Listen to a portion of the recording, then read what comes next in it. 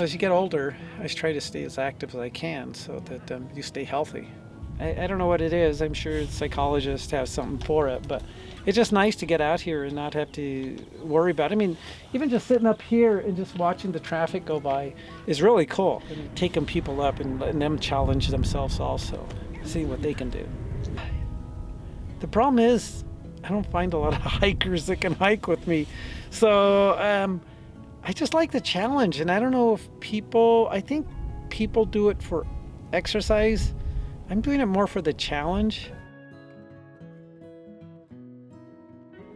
Gosh, well, I used to run a lot. I mean a lot. And so as you get older, your knees and other ailments kick in. So, I can still run, but I'd rather hike because it's just, I just enjoy, finding a place and exploring it and getting to a peak. It's important just to stay healthy. It's the more you exercise, the better you are off. One of my friends, he was back at Boeing, he used to always tell me he was Korean. He'd say, well, your heart only has so many beats in it, and if you're running all these races and miles and so forth, you're using up all your beats, which could be true, but maybe not.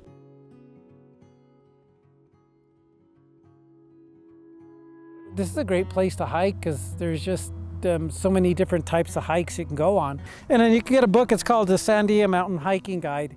It's a great book that has a lot. It tells you all the hikes here and the difficulty, and so there's only really three really difficult hikes. The rest of them are family friendly, as they call them. So I meet a lot of people hiking, and I tell them about stuff, and they go, "Oh, well, do you have a phone number or something?" And so now I have business cards, but I haven't had any takers on them. But it's not a priority. I had never done anything long until about 5 or 6 years ago when I started coming back home.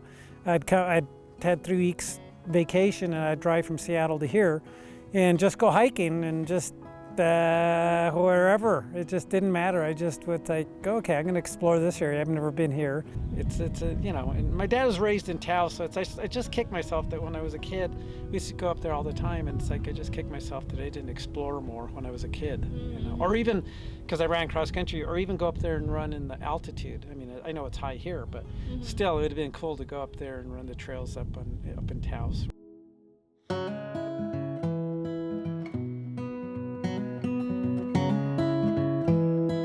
That's what the problem with today's society is. We're just kind of, getting lazy and don't go out and explore and do the beauty of what New Mexico offers, or other states too.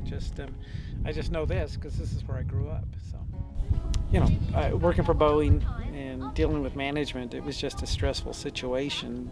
Daily, and now that I've retired, I don't have much stress in my life.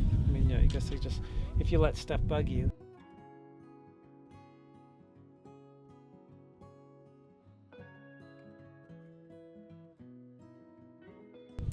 I went hiking, and because I didn't return, but I spent the night, they had search and rescue out for me. I was like, wait a minute, you can't have search and rescue out for me. You've got to be gone 24 hours.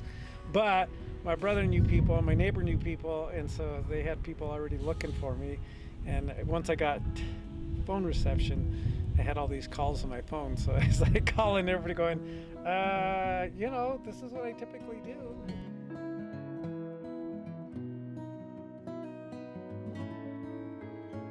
You're just away from a lot of the society, and you can just get up there, and maybe it's a cleansing process that I don't really know about because I don't not that way, but maybe in a roundabout way it cleanses yourself because you're isolated, you're up in spending time with yourself or your dogs or whatever. But